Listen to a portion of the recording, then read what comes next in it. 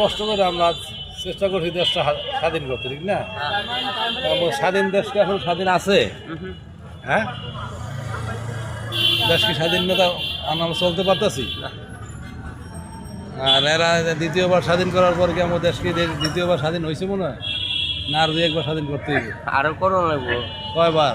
হ্যাঁ, কমপক্ষে আরো 2-3 বার করার পরে বুঝো কিছুটা শান্তি হইতে পারে। তাহলে মানে এই যে তোমার লোকা দেশের রক্তের বন্যা যত বইব তত দেশের স্বাধীনতা অর্জন ভালো হইব না? হ্যাঁ, এখন যে নতুন নতুন রাজনীতিবিদ রাইতেছে না, হ্যাঁ, এরা আইলে তো কুবাকুবি কাটাকাটিটা আরো ভালো করে হইব। হ্যাঁ,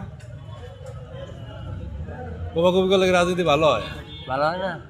কেমনে ভালো হইব? বাংলাদেশের রাজনীতি এখন বর্তমানে শক্তি থাকলে টিকে থাকে, নাহলে টিকে যাওয়া না।